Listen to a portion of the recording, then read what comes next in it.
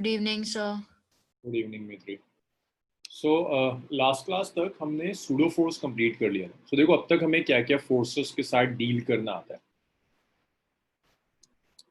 Sir आपने वो disable कर रखा है क्या चैट? चैट तो डिसेबल है।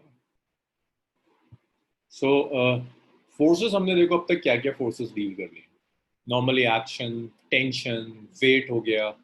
लास्ट क्लास में एक फोर्स और सीखी थी आपने, सूडो फोर्स के साथ कैसे डील करना। अब देखिए एक फोर्स और आपको सीखनी है, फ्रिक्शन। तो मेथड वही है, आप फ्री बॉडी डायग्राम ड्रॉ करेंगे, सॉल्व करेंगे, फोर्सेस ऐड होती चली जाएंगी। अब से एक फोर्स और आएगी विच इज फ्रिक्शन।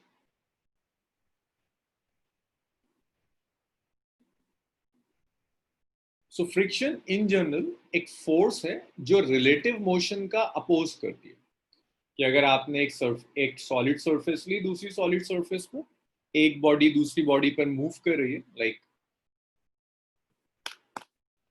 आपने ये सरफेस ली, इसके ऊपर ये बॉडी मूव कर रही है, तो एक फोर्स इस बॉडी के मोशन का अपोज करेगी।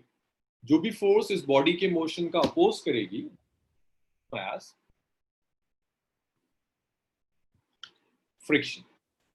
फ्रिक्शन जरूरी नहीं कि सिर्फ सॉलिड्स में एक्ट करे, लिक्विड में भी फ्रिक्शन एक्ट करता है। अगर आपने चीज ऑब्जर्व करी हो कि वाटर है, वाटर में अगर कोई ऑब्जेक्ट फ्लो कर रही है तो वाटर भी उसका अपोज करता है, तो वाटर भी फ्रिक्शन ऑफर करता है। बट वाटर जो फ्रिक्शन ऑफर करेगा, वाटर की तरह एयर भी फ्रिक्शन ऑफर करती है, मोशन का अपोज करती है। बट एयर जो फ्रिक्शन ऑफर करता है, उस फ्रिक्शन को फ्रिक्शन ना कहकर विस्कोसिटी कहते हैं। तो देखो जरा ये डिवीजन।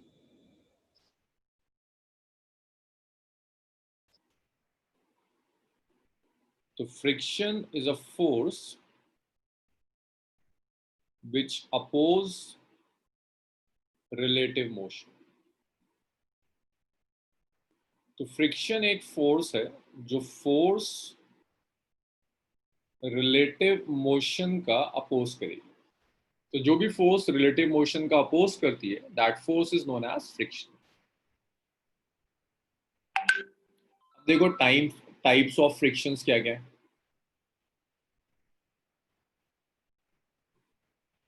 रिलेटिव मोशन मींस ये सरफेस है, इस सरफेस के ऊपर दूसरी सरफेस मूव कर रही है, तो दोनों सरफेसेस के बीच में मोशन है।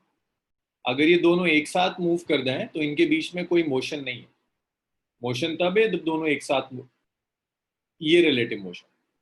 अगर ये दोनों एक साथ मूव कर दें, ये दोनों एक दूसरे के रिस्पेक्ट में मूव नहीं कर रही, एक दूसरे के रिस्पेक्ट में जो मोशन होगा दैट्स रिलेटिव मोशन। अब देखिए फ्रिक्शन को आप कितने पार्ट्स में क्लासिफाई कर सकते हैं। अब जरा ढंग से सुनना अगले 10 मिनट। फ्रिक्शन को मेजर आप दो तरह से क्लासिफाई करते हैं। फ्रिक्शन आपका इंटरनल भी हो सकता है, फ्रिक्शन आपका एक्सटर्नल भी हो सकता है। इंटरनल फ्रिक्शन वो फ्रिक्शन है जो फ्लूइड लेयर्स में एक्ट करेगा। It acts between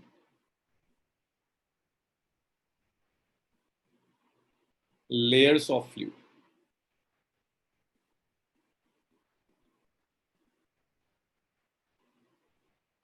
so internal friction वो फ्रिक्शन है जो फ्लूइड की लेयर्स के बीच में एक्ट करता है, उसे आप इंटरनल फ्रिक्शन कहोगे।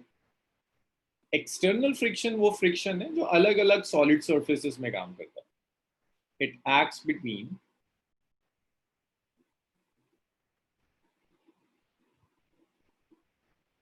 Solid surfaces. सॉलिड सर्फेसेस में जो फ्रिक्शन एक्ट करेगा उसे हम एक्सटर्नल फ्रिक्शन कहेंगे। लिक्विड या गैस की लेयर्स में जो फ्रिक्शन एक्ट करेगा दैट इज इंटरनल। इसी इंटरनल फ्रिक्शन को विस्कोसिटी कहते हैं। ये विस्कोसिटी हमें अभी नहीं स्टडी करना है, विस्कोसिटी सेकेंड बुक में आएगा। अब ये जो एक्सटर्नल फ्रिक्शन है, इस एक्सटर्नल फ्रिक्शन को आप फिर से दो पार्ट्स में डिवाइड कर सकते हैं। बेसिकली जिसे हम फ्रिक्शन कहते हैं वो एक्सटर्नल फ्रिक्शन ही है। जब हम कहते हैं generally friction, friction means external friction. अब ये दो तरह का होता है, ये स्लाइडिंग फ्रिक्शन भी हो सकता है,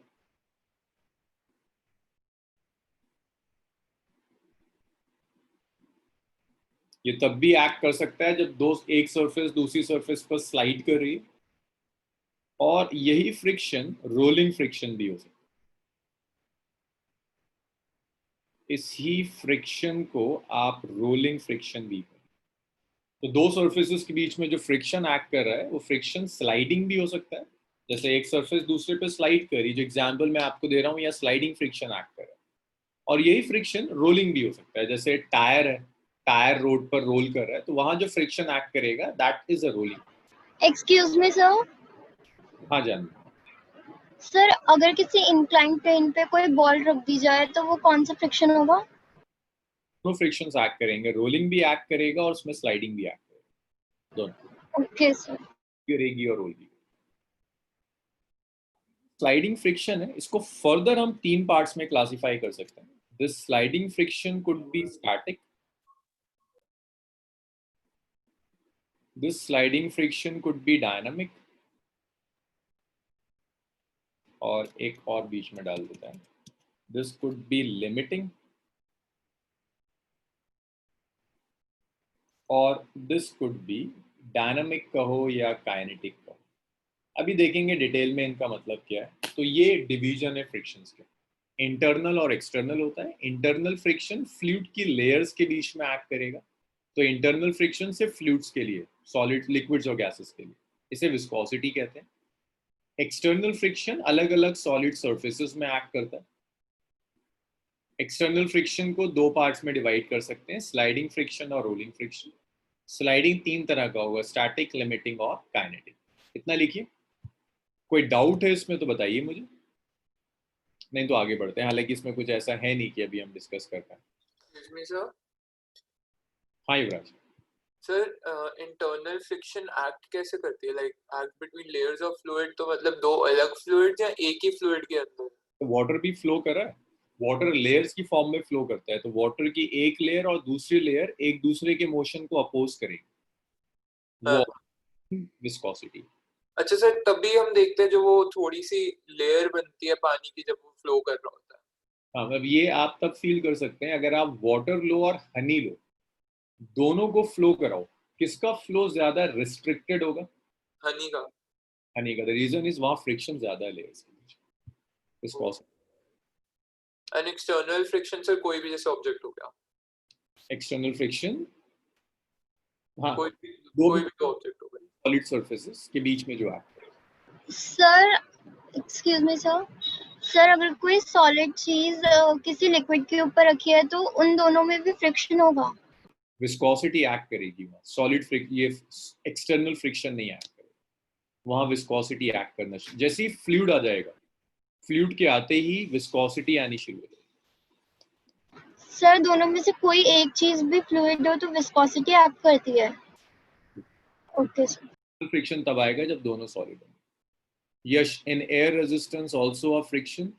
यश, जिसको एयर रेजिस्टेंस कहते हैं वो फ्रिक्शन भी है, वो और एयर की बॉइंट फोर्स भी, दोनों चीजें।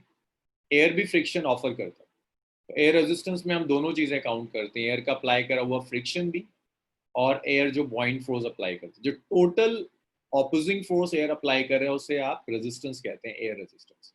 तो उसमें फ्रिक्शन भी आता है। हाँ तिशा, थोड़ा बहुत आप केमिस्ट्री में पढ़ेंगे इसे। सो क्या आप अब्दुल्ला स्टिकनेस के, अभी आया मेरे बस एक सेकंड, जिसे आप स्टिकनेस कह रहे हो ना अब्दुल्ला, वो बेसिकली विस्कोसिटी है। Abdullah sir, can we complete chapter 6 before? अनुभव मुझे अलग से कराना होगा, मतलब इतने जल्दी तो नहीं हो सकता। स्टार्ट में कर दूंगा तब तक, लेकिन कंप्लीट करने में तो टाइम लगेगा, इट्स अ लेंथी चैप्टर। हाँ मैत्री, अब आप बताइए। सर वो मैं कह रही थी कि आप क्या कहते हैं, एक बार डिसेबल करके अनेबल करो ना, मेरा फिर भी नहीं आ रहा है। तुम लॉग आउट कर लॉग इन करो। सर बहुत टाइम लगता है सर। मुझे उसमें ज़्यादा टाइम लगता है ना, ये पूरी रिकॉर्डिंग चेंज हो जाती है, तो पूरी रिकॉर्डिंग उसको दो दो बार कंबाइन करना ओके सर, सर आप कुछ बताइएगा मतलब ये। है। हाँ मैं बता, चलो इतना रब कर दूं।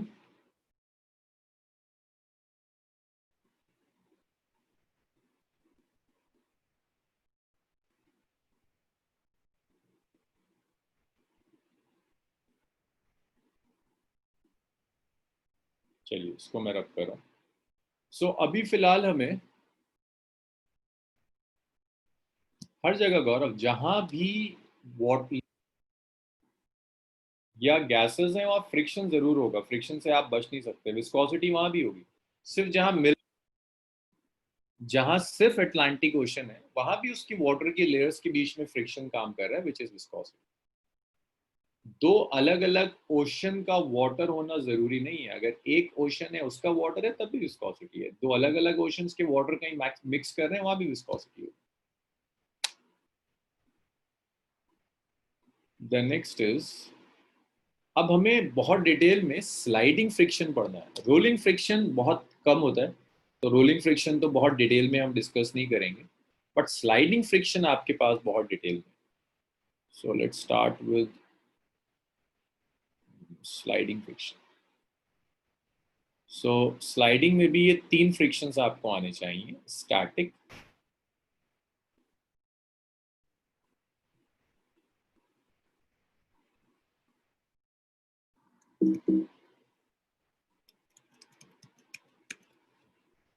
static, limiting, and kinetic friction.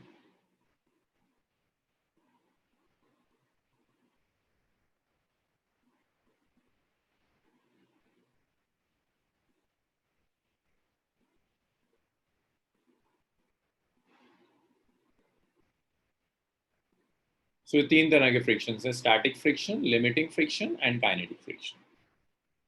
सो देखो पहले type of sliding friction, static friction.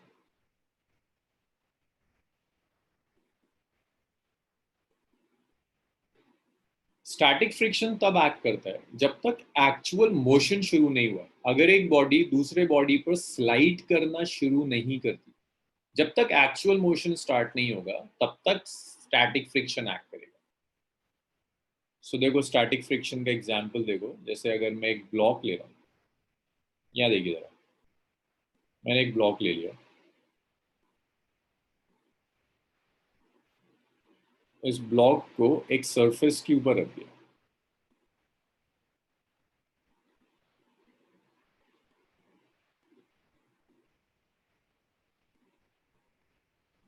आपने ब्लॉक के ऊपर एक फोर्स अप्लाई करी, a force F1 equal to 1 newton. अब इस 1 न्यूटन की फोर्स अप्लाई करने के बाद ये ब्लॉक मूव नहीं करता, ब्लॉक अभी भी रेस्ट में। 1 न्यूटन की फोर्स अप्लाई करी आपने, लेकिन ये ब्लॉक मूव नहीं कर रहा, ब्लॉक तो अभी भी रेस्ट में। इसका क्या मतलब है? Sir, friction is being applied. इसका मतलब ये है कि आपने जितनी, देखो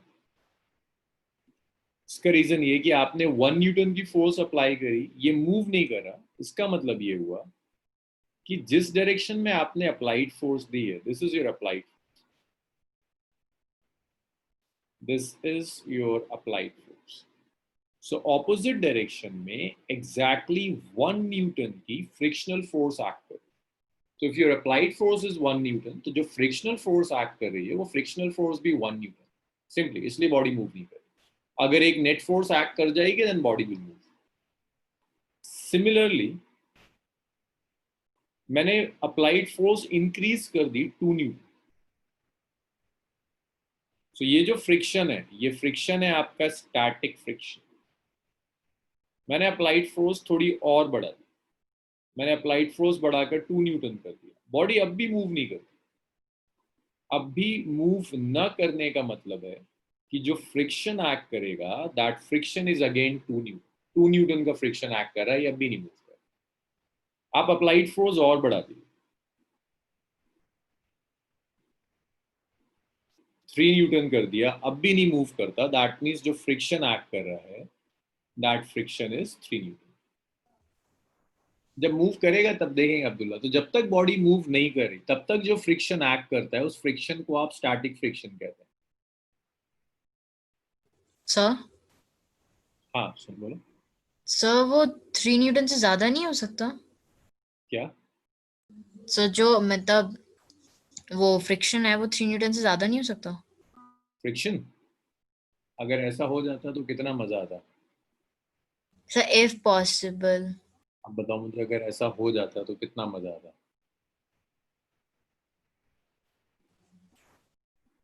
अभी एक सेकंड में इसको लिख दूं फिर मैं एक्सप्लेन करता हूँ। Actually starts moving over the other.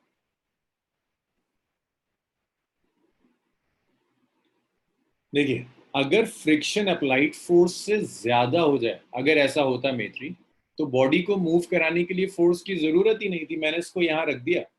Applied force 0, 1 Newton का फ्रिक्शन काम कर जाए तो फ्रिक्शन की वजह से मूव कर जाएगी। कार को फिर मूव कराने के लिए इंजन की क्या जरूरत थी? कार खड़ी हुई है, अप्लाइड फोर्स आपने कोई अप्लाई नहीं करी, 0 न्यूटन। 1 न्यूटन की फ्रिक्शन काम कर गई, तो क्या होगा? सर पर उसका अपोजिट फोर्स भी तो होगा ना।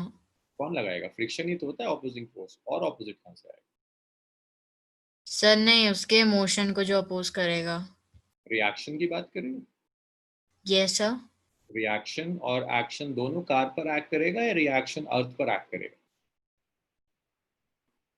एक्शन और रिएक्शन, अगर कार अर्थ के ऊपर है, अर्थ ने कार पर फ्रिक्शन ऑफर किया, तो कार अर्थ पर फ्रिक्शन फोर्स लगाएगी ना। तो कार पर तो एक ही फोर्स काम कर रही है, दो तीन काम कर रही है। Okay sir.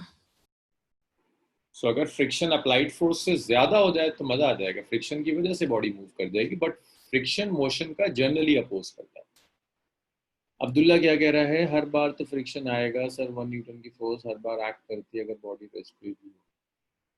अगर अप्लाइड फोर्स अब्दुल्ला 0 हो जाए तो फ्रिक्शन भी 0 हो जाएगा। तो इस पूरी ड्रॉ करने का मतलब सिर्फ इतना है कि जब तक अप्लाइड फोर्स आप अप्लाई करते रहोगे, बॉडी एक स्टैटिक फ्रिक्शन जनरेट करती रहेगी, जो static friction usually applied force के इक्वल होता है। लेकिन ऐसा नहीं होता कि इन्फिनिटी तक स्टैटिक फ्रिक्शन देती रहे, एक लिमिट होगी जहां तक स्टैटिक फ्रिक्शन देगी। कॉज ऑफ फ्रिक्शन पर अभी आएंगे यश, बस थोड़ा सा 5 मिनट वेट करो। तो स्टैटिक फ्रिक्शन कब एक्ट करेगा? दो बॉडीज हैं, जब तक बॉडीज के बीच में एक्चुअल मोशन स्टार्ट नहीं हो जाता, जब तक एक्चुअल मोशन स्टार्ट नहीं हो रहा, तब तक जो फ्रिक्शन एक्ट करेगा, that friction is known as static friction. It acts before one body actually starts moving over another, and the static friction is self adjusting. This तो मतलब बॉडी शुरू हो जाती है चलनी तब स्टैटिक फ्रिक्शन 0 हो जाता है। अभी देखेंगे तब क्या होता है। जब तक मूव नहीं कर रहा तब तक स्टैटिक फ्रिक्शन एक्ट कर रहा है, ठीक है? जब मूव करेगा तो स्टैटिक फ्रिक्शन नहीं होगा, कुछ और होगा। सर हाँ, तो फोर्स ऑफ फ्रिक्शन की मैग्नीट्यूड तो सेम ही होती है, तो हम, लेकिन डायरेक्शन अपोजिट होती है तो हम माइनस लिख सकते हैं ना उसको। हाँ लिख सकते हैं, बिल्कुल लिख सकते हैं। नेक्स्ट देखिए, लिमिटिंग फ्रिक्शन।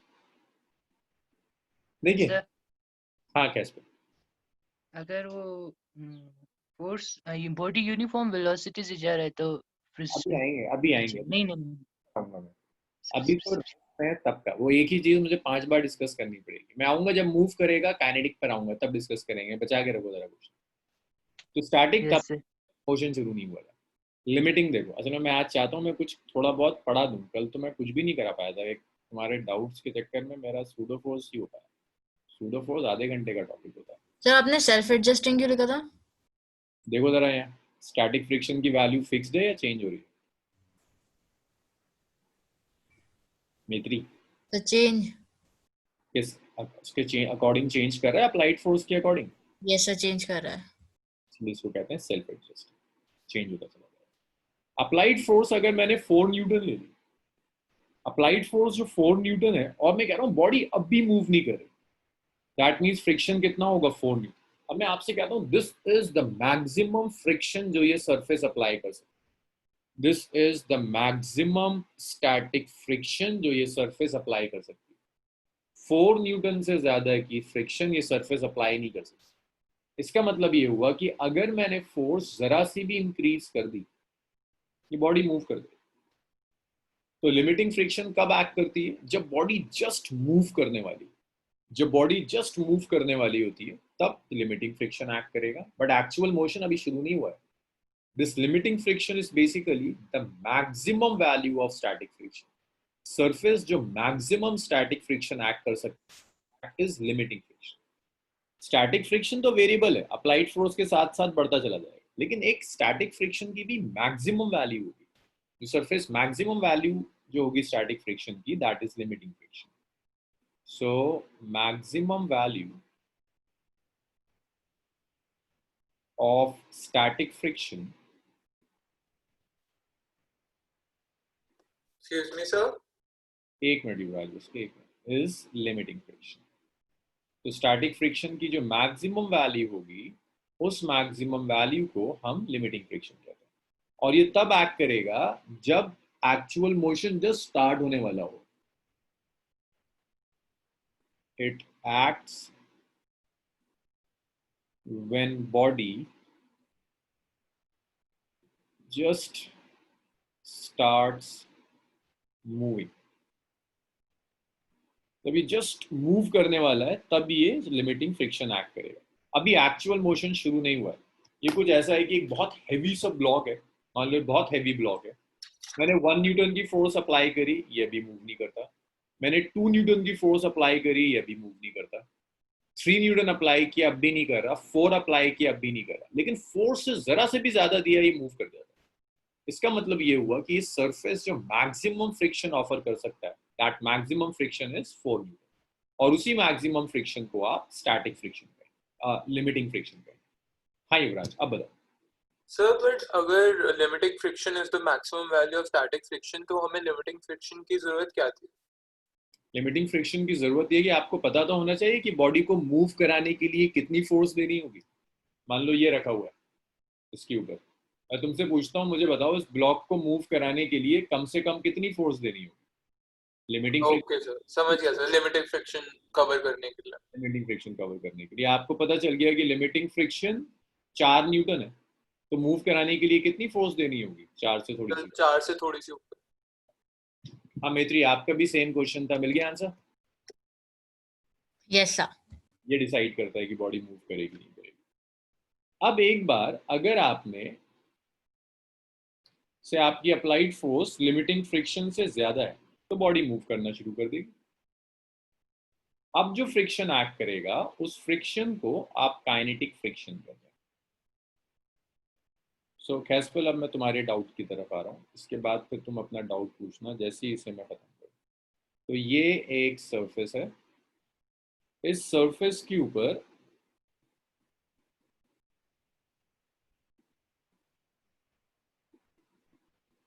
अब आपने जो फोर्स अप्लाई करी, applied force, this applied force is greater than maximum value of static friction. Means limiting friction से ज्यादा फोर्स अप्लाई कर दी, तो बॉडी मूव करने लगेगी विद सर्टेन एक्सेलरेशन. अब ऑपोजिट डायरेक्शन में जो फोर्स एक्ट कर रही होगी, that's force of kinetic friction. तो ये तब एक्ट करती है, it acts when body is actually sliding over the surface. जब बॉडी सरफेस के ऊपर एक्चुअल में स्लाइड करेगी, तब जो फ्रिक्शन एक्ट करेगा, that is known as kinetic friction. और ये जो काइनेटिक फ्रिक्शन है, ये हमेशा स्टैटिक फ्रिक्शन की मैक्सिमम वैल्यू से कम होता है. मतलब ये आप ऐसे देख सकते हैं, बहुत हैवी ब्लॉक है, रेस्ट में था, उसे रेस्ट से मोशन में लाने के लिए बहुत फोर्स अप्लाई करने लगती है. लेकिन एक बार वो स्लाइड करना शुरू कर दे, तो उसे उसी स्लाइडिंग पोजीशन में कंटिन्यू कराने के लिए बहुत ज्यादा फोर्स की जरूरत नहीं होती. जैसे यही है, ये एग्जांपल जो मैं बार बार ले रहा हूँ. इसे रेस्ट से मोशन में लाने के लिए ज्यादा फोर्स देनी होगी, लेकिन एक बार जब ये मूव करना शुरू कर दे, तो कंपेरेटिव कम फोर्स से काम चल जाता है. बहुत कॉमन ऑब्जर्वेशन. एल्मीरा है, टेबल है, रेस्ट में थी, मोशन में लाने के लिए ज्यादा फोर्स देनी होगी, क्योंकि रेस्ट से मोशन में लाने के लिए स्टैटिक फ्रिक्शन के अगेंस्ट काम करना होगा. लेकिन जब वो एक बार स्लाइड करना शुरू कर देती है, तो अब जो फ्रिक्शन एक्ट करता है, दैट्स काइनेटिक फ्रिक्शन. और काइनेटिक फ्रिक्शन स्टैटिक फ्रिक्शन से, मैक्सिमम वैल्यू स्टैटिक फ्रिक्शन से कम होता है. कैस्पल, अब बताइए आप क्या पूछ रहे थे. सर मैं ये पूछ रहा कि वो अगर ब्लॉक यूनिफॉर्म वेलोसिटी से मूव करे, तो फिर उसके ऊपर वो फ्रिक्शन 0 होगा ना सर? नहीं, तब भी काइनेटिक फ्रिक्शन एक्ट करेगा. अगर स्टैटिक फ्रिक्शन अगर आप कह रहे हैं surface, if it is a rough surface, body move कर रही, इफ इट इज. अब एक बात बताइए मुझे, अगर कैस्पल यहाँ फ्रिक्शन एक्ट कर रहा है ना, और मैंने बॉडी को एक वेलोसिटी दे दी 10 मीटर पर सेकेंड। तो ये बताओ क्या ये हमेशा 10 मीटर पर सेकेंड से मूव कर सकता है विदाउट एनी एक्सटर्नल फोर्स? नहीं सर, मैं ये बोल रहा था अगर वो 10 मीटर पर सेकंड से ही मूव करेगा तो एक्सेलरेशन 0 होगा ना फिर। एक्सेलरेशन से फर्क नहीं पड़ता, रिलेटिव मोशन से फर्क पड़ता है। Even if body is sliding over a surface with a constant velocity, acceleration अगर 0 भी है, वेलोसिटी कुछ भी हो, कांस्टेंट वेलोसिटी हो, कुछ भी हो, फ्रिक्शन जरूर एक्ट करेगा। इसीलिए तो इसको कांस्टेंट वेलोसिटी से मूव कराने के लिए एक फोर्स की जरूरत होती है, वरना मजा नहीं आ जाता कि तुम इंजन भी बंद कर दो 40 मीटर पर सेकंड किलोमीटर पर आवर पे, इंजन बंद कर दिया, वो हमेशा 40 किलोमीटर पर आवर से मूव करता है, रुकता क्यों है? यस सर, फ्रिक्शन की वजह से। तो फिर मतलब काइनेटिक फ्रिक्शन 0 नहीं होगा। फ्रिक्शन 0 नहीं होगा हमेशा, जब तक मोशन है काइनेटिक फ्रिक्शन एक्ट करेगा, and it's independent of speed. किसी भी स्पीड से बॉडी मूव करे, काइनेटिक फ्रिक्शन जरूर एक्ट करता है, इट्स इंडिपेंडेंट ऑफ स्पीड। और अंश तुम कुछ पूछ रहे थे? सर एफएस स्टैटिक फ्रिक्शन है। एफएस इज स्टैटिक फ्रिक्शन है। सर मेरा भी क्वेश्चन था। हाँ बोलो। Sir motion of a body in an incline plane means अगर वो स्लाइड कर रहा है और क्या कहते हैं कैरम में कॉइन भी स्लाइड कर रहा है, तो वो दोनों काइनेटिक फ्रिक्शन इक्वल हुए ना? इक्वल का क्या मतलब, सेम हुए या वैल्यू भी इक्वल हुई? नहीं मतलब सेम हुए, सेम। मोशन होना चाहिए, अगर मोशन है तो यस सर। स्लाइड कर रहा है, रोल नहीं कर रहा है। रोलिंग की कहानी अलग, रोलिंग फ्रिक्शन अलग, स्लाइड कर रहा है। हाँ सर, क्योंकि वो वैसे पहला वाला इंक्लाइन प्लेन में था और दूसरे में क्या कहते हैं हमने मींस सेम प्लेन सरफेस पे क्या कहते हैं फोर्स लगाया था। तो मैं तो इंक्लाइन प्लेन पर बॉडी स्लाइड भी कर सकती है, रोल भी कर सकती है। अगर बॉडी इंक्लाइन प्लेन पर स्लाइड कर रही है तो वो स्लाइडिंग फ्रिक्शन काइनेटिक, और जो कैरम जो आप कह रहे हो या कॉइन का जो मोशन होगा वो सेम है, वो फ्रिक्शन सेम है। लेकिन अगर वो बॉडी इंक्लाइन प्लेन पर रोल करती हुई आ रही है, then that rolling friction is a different. Okay sir. So इसको मैं रफ फ्रिक्शन का वर्क डन कैलकुलेट कर सकते हैं? हाँ बिल्कुल, it's a general force. So F_K_S cos theta, that's it. Sir इसमें फ्रिक्शन जिनके फैक्टर्स के ऊपर डिपेंड करती है वो कैसे काम आएंगे? लाइक अगर एक कॉइन है और सपोज मैं लेता हूँ कि एक फेदर है, एरिया फेदर का ज्यादा है, बट अगर हम देखें प्रैक्टिकली तो कॉइन जो है वो ज्यादा फ्रिक्शन एक्सपीरियंस करेगा। एरिया से इंडिपेंडेंट होता है। अभी आते हैं हम लॉज ऑफ लिमिटिंग फ्रिक्शन पर, वहां देखेंगे फ्रिक्शन किन किन फैक्टर्स पर डिपेंड करता है।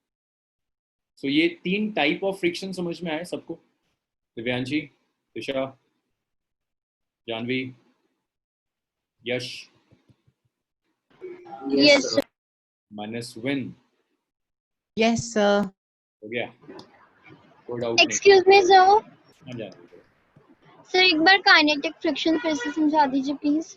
अगर एक बॉडी पर आपने, बॉडी कब तक मूव नहीं करती जब तक फ्रिक्शन स्टैटिक फ्रिक्शन के इक्वल है, अप्लाइड फोर्स है ना। अगर अप्लाइड फोर्स आप स्टैटिक फ्रिक्शन से ज्यादा लगा दो, इसका मतलब ये कि एक बॉडी मैक्सिमम 4 न्यूटन दे सकती है। मैं तुमसे कह रहा हूँ 4.001 न्यूटन लगा दो, तो क्या होगा इस बॉडी के साथ? ये रेस्ट में रहेगी या मोशन में? मोशन। एक बार अगर बॉडी मोशन में आ गई तो अब इसमें लिमिटिंग फ्रिक्शन एक्ट नहीं करेगा, इसमें काइनेटिक फ्रिक्शन एक्ट करेगा। तो ये एक्ट करता है when body is actually sliding over the surface, that's kinetic friction.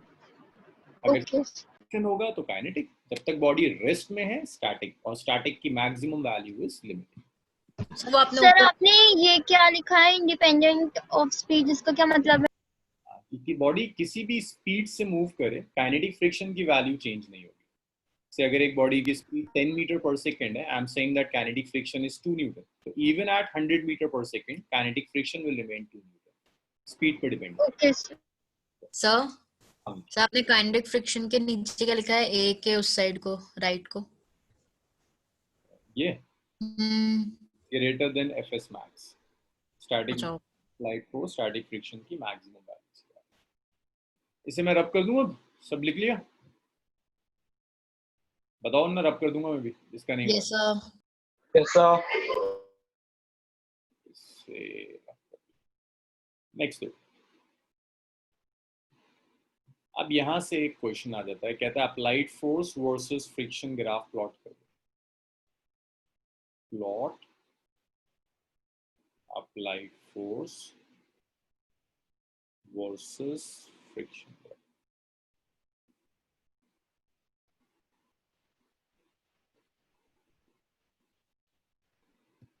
तो देखिए applied force versus friction graph जो होगा,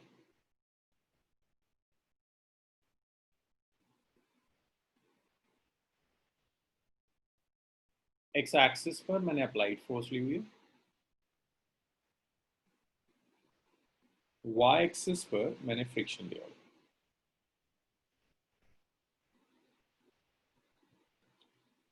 सो जैसे जैसे अभी तो हमने स्टैटिक फ्रिक्शन में देखा था कि जैसे जैसे आप अप्लाइड फोर्स बढ़ाओगे आपकी फ्रिक्शनल फोर्स बढ़ती चली जाएगी, स्टैटिक फ्रिक्शन। तो यहां तक जो फ्रिक्शन एक्ट कर रहा है ना, अप टू दिस पॉइंट, यहां तक, इस फ्रिक्शन को कहते हैं static friction.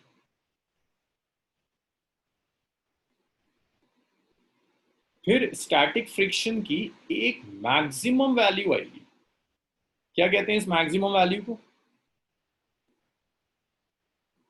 Maximum limiting friction हो जाएगा लिमिटिंग फ्रिक्शन।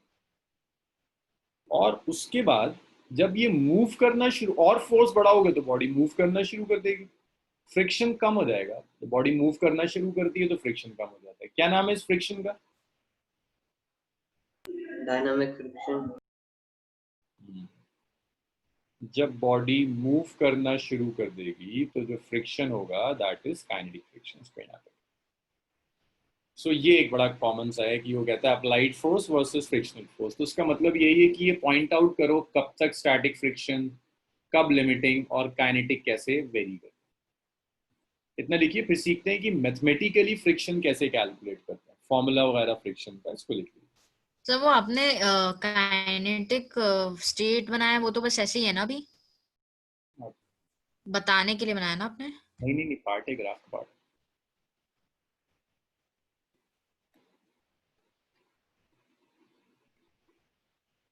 नहीं मतलब मैं सब पूछ रही थी कि वो क्या कहते हैं, स्ट्रेट जो आपने बनाया है वो डिपेंड करेगा ना फिर क्वेश्चन पे। क्यों? अच्छा, क्योंकि बाद में रिड्यूस हो सकता है, फिर इंक्रीज भी हो सकता है। अगर तुम अप्लाइड फोर्स बढ़ाती चली जाओगी, 1 हाँ न्यूटन, 2 कर दिया, 3 कर दिया, 4 कर दिया, अप्लाइड 5 6 7 8 करते चले जाओ, हाँ सर, तब तो वो स्ट्रेट नहीं रहेगा ना ऐसा। काइनेटिक फ्रिक्शन थोड़ा ना डिपेंड करता है अप्लाइड फोर्स पर। एक बार बॉडी मूव कर गई तो एक कांस्टेंट काइनेटिक फ्रिक्शन ही तो एक्ट करेगा। ये जो सेक्शन है मेत्री, ये वाला, ये ना काइनेटिक फ्रिक्शन, मान लो ये यहाँ वाई एक्सिस पर लेता हूँ, ये आ जाता है 5 न्यूटन। अप्लाइड फोर्स में 10 करूँ, 20 करूँ, 30 करूँ, एक बार बॉडी मूव कर गई तो क्या काइनेटिक फ्रिक्शन चेंज होगा? नहीं सर, मतलब हाँ नहीं करेगा, लेकिन अगर हमने फोर्स बढ़ाते चले गए तो भी क्या कहते हैं, काइनेटिक उतना ही रहेगा। काइनेटिक उतना है, काइनेटिक क्यों बढ़ेगा? तुम ओके सोचो, सर। अगर काइनेटिक फ्रिक्शन स्पीड के साथ चेंज होने लगता तो गाड़ी आदमी 80 के ऊपर लेकर ही नहीं जाता। कितनी स्पीड भाग जाओ, काइनेटिक फ्रिक्शन तो सेम रहता है। Okay sir. सर बोलिए। सर हाँ सुन रहा हूँ। हाँ सर, ये लूप क्यों आया? क्या कहते हैं, वो क्या कहते हैं, हाईएस्ट पॉइंट से सीधा नहीं होना चाहिए था मतलब। यहाँ से तो सीधा गया, ये यहाँ से सीधा गया। अब ये ना मैंने लीनियर बनाया, एग्जैक्टली लीनियर नहीं होता, एक्सपेरिमेंटली एग्जैक्टली लीनियर नहीं आता। तो तुम्हारा जो कंसेप्ट बिल्कुल सीधा जाना चाहिए या ये थोड़ा सा ऐसा हो सकता है, वो फर्क नहीं पड़ता इतना, थोड़ा बहुत कर्व ले सकते हो, कोई परेशानी नहीं। यहाँ तक सीधा गया, उसके बाद जब गिरेगा ना तो ऐसे नहीं गिरेगा, ग्रेजुअली गिरता है। ऐसे नहीं होगा कि हाईएस्ट पॉइंट से बिल्कुल यूँ ड्रॉप कर जाए, ग्रेजुअली गिरेगा। तो ये तो कर्व होगा ही होगा, उसके बाद सीधा हो जाएगा। यही पूछ रहे थे गौरव? सर मैं पूछ रहा था, क्या कहते हैं, फ्रिक्शन कांस्टेंट पे क्यों नहीं रही हाईएस्ट के बाद? कांस्टेंट रहने का मतलब है कि फ्रिक्शन हमेशा लिमिटिंग क्यों नहीं रहा? हाँ जी। Cause of friction next topic है, अभी इस पे आ रहा हूँ, वहाँ दिख जाएगा। तो मैं यश भी यही पूछ रहा था, बस अभी दिखता है। तो मैं कॉज ऑफ फ्रिक्शन पर आ जाऊँ, वहाँ दिख जाएगा क्यों कम हो जाता है मूव करने के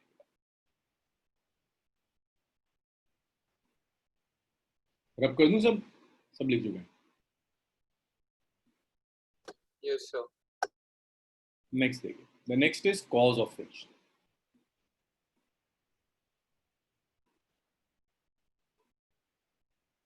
कि ये फ्रिक्शन आता ही क्यों है,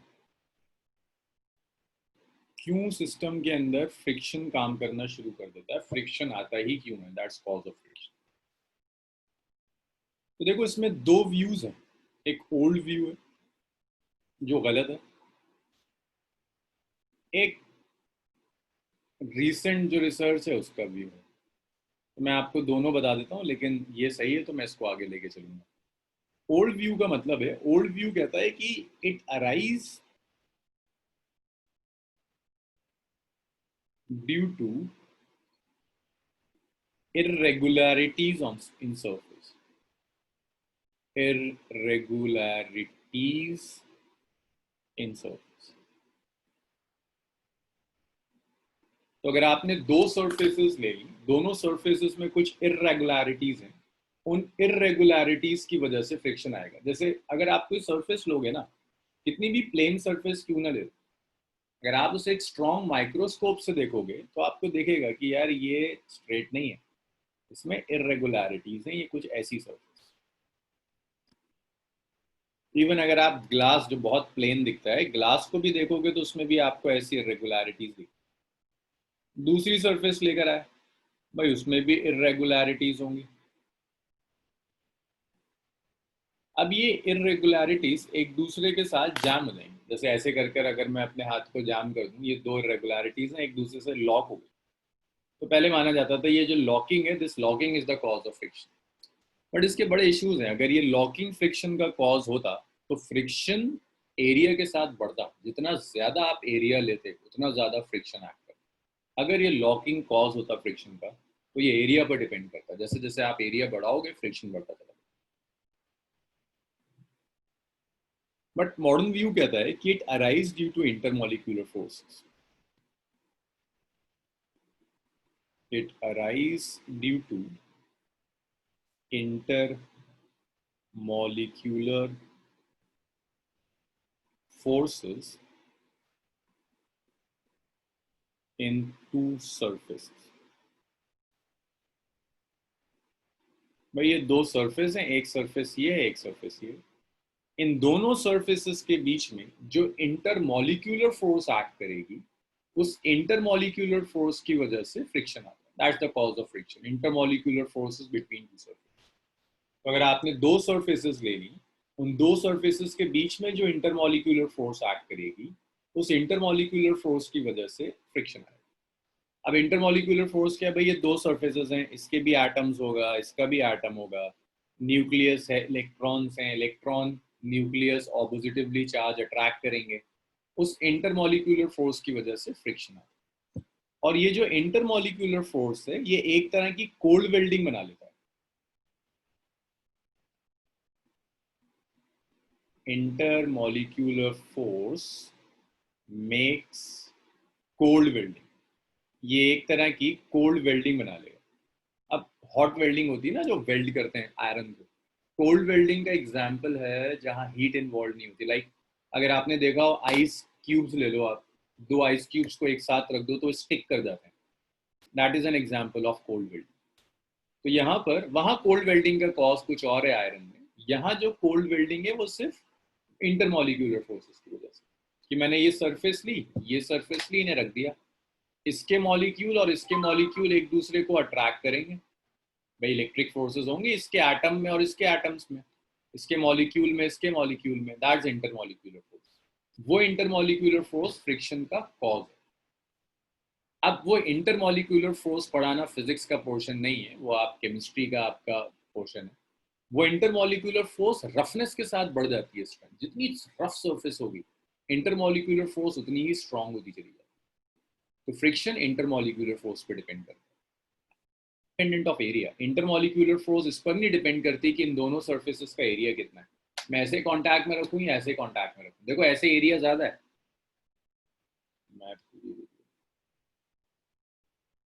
देखिए यहाँ एरिया ज्यादा है कांटेक्ट में, मैं ऐसे रखूं या ऐसे रखूं, जब तक सरफेसेस सेम है फ्रिक्शन पर कोई इफेक्ट नहीं पड़ेगा। फ्रिक्शन ऐसे रखो या ऐसे रखो, फ्रिक्शन सेम होगा। Friction is independent of area, area of contact से फ्रिक्शन बिल्कुल इंडिपेंडेंट होता है, it's independent of area of contact, independent of area of contact. क्योंकि इंटरमोलिक्यूलर फोर्स तो चार्ज पर डिपेंड करती है, सेपरेशन पर डिपेंड करती है, एरिया पर नहीं डिपेंड करती। इलेक्ट्रिक फोर्स है, चार्ज पर डिपेंड करेगी, सेपरेशन पर डिपेंड कर जाएगी, बट एरिया पर नहीं डिपेंड करेगी। तो ये कॉज ऑफ फ्रिक्शन है। अब बताइए मुझे इसमें कोई प्रॉब्लम? यश तुम्हारा क्वेश्चन था क्यों होता है, वो मिल गया? Yes sir. अच्छा, अब इसके बाद यहाँ तक समझ में आया? एक्सक्यूज मी सर, तो सर ये इंटरमॉलिक्यूलर स्पेसेस मतलब फोर्सेस जो हैं ये इसीलिए एक्ट करती है क्योंकि उनकी कंसंट्रेशन मॉलिक्यूल्स की अलग होती है? नहीं, मतलब कुछ सोचो, अगर एक जगह पॉजिटिव चार्ज है कुछ और एक जगह नेगेटिव चार्ज है, क्या ये चार्जेस एक दूसरे को अट्रैक्ट करेंगे? Yes sir. That's the cause. एक सरफेस है उसमें भी प्रोटॉन्स और इलेक्ट्रॉन्स होंगे, दूसरी सरफेस है उसमें भी प्रोटॉन्स और इलेक्ट्रॉन्स होंगे। इट्स वेरी नेचुरल कि जब उन्हें कांटेक्ट में रखोगे, इसके प्रोटॉन इसके इलेक्ट्रॉन को अट्रैक्ट करेगा, इसका इलेक्ट्रॉन इसके प्रोटॉन को अट्रैक्ट करेगा। दैट्स इंटरमॉलिक्यूलर, अलग अलग मॉलिक्यूल्स में जो एक्ट करेगा। Got it sir. हाँ मानस, ये फैक्टर्स हैं। अभी और देखेंगे हम क्या क्या फैक्टर्स डिपेंड करते हैं, लेकिन अभी तो जस्ट मैं मॉलिक्यूलर थ्योरी की बेसिस बता रहा हूँ। कोल्ड वेल्डिंग अभी तो बताया था मैत्री, अगर दो चीजें जुड़ जाएं विदाउट हीट तो वो कोल्ड वेल्डिंग है। दो सरफेसेस एक दूसरे से जुड़ सी जाती हैं इंटरमॉलिक्यूलर फोर्स की वजह से, इसे मैं कोल्ड वेल्डिंग कहता हूं, कनेक्ट हो जाता।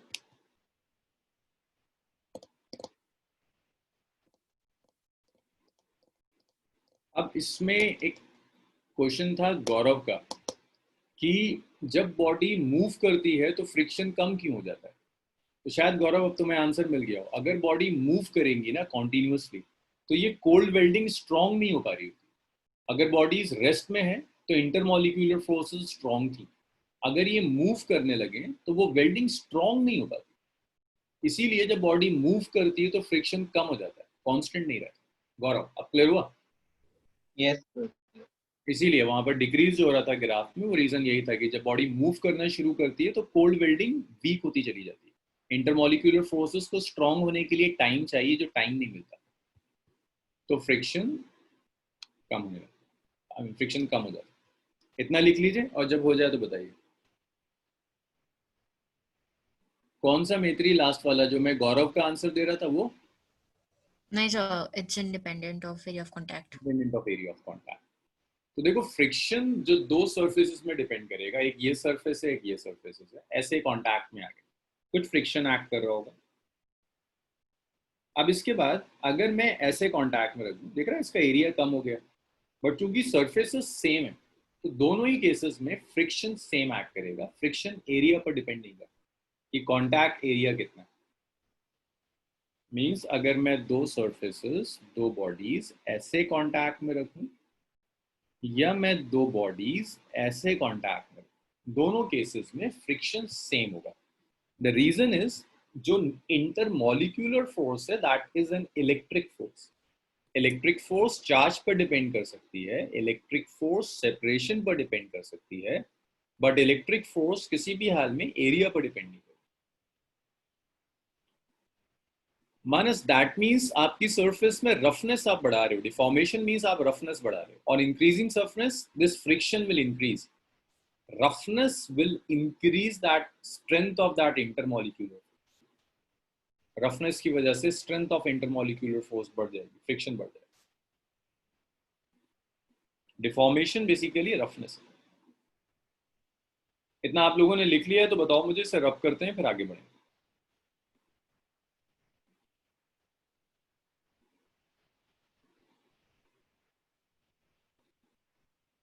यहां तक हुआ? रब करूं इसको?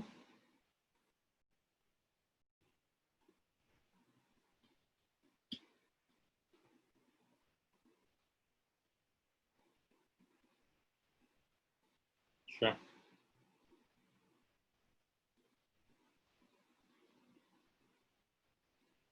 रिलेटिव मोशन मैत्री शुरू में बताया था, रिलेटिव मोशन होना चाहिए, दोनों एक साथ मूव कर रहे हैं, एक दूसरे की रिस्पेक्ट में मूव नहीं कर रहे तो फ्रिक्शन नहीं होगा। रिलेटिव मोशन इंपॉर्टेंट है, चाहे दोनों ही मूव कर रहे हो, रिलेटिव मोशन इज इंपॉर्टेंट। चलिए इसको मैं रब कर रहा हूं।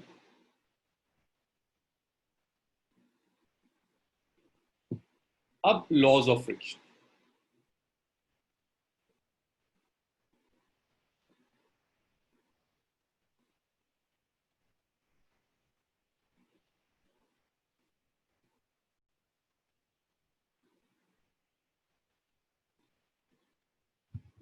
नेक्स्ट देखिए laws of friction. Laws of friction क्या होता है?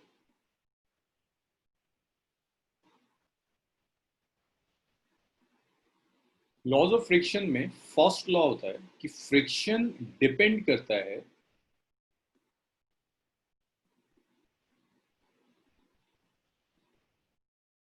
Depends on normal reaction.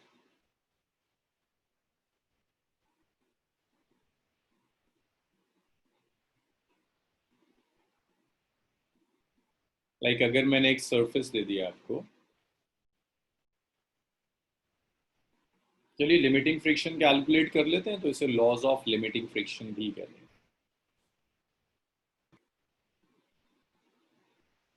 तो ये सरफेस है, इस सरफेस के ऊपर आपने एक ऑब्जेक्ट रख दी, सो ये ऑब्जेक्ट के ऊपर एक नॉर्मल रिएक्शन एक्ट कर रहा हो। आप इसे राइट में लेकर जाना चाह रहे हैं, ऑपोजिट डायरेक्शन में एक force of limiting friction act कर रहा है।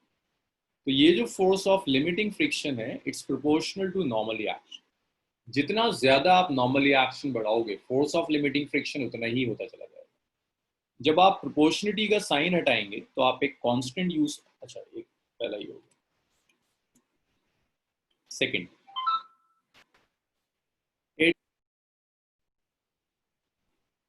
सर हाँ क्या एक बात पूछनी थी कि वो हम कंपोनेंट्स में देखते हैं कि नॉर्मल रिएक्शन और लिमिटिंग फ्रिक्शन 90 डिग्री पे है, तो नॉर्मल रिएक्शन का कोई भी कंपोनेंट उससे बढ़ाने में मदद नहीं कर रहा है, तो क्यों है सर ये?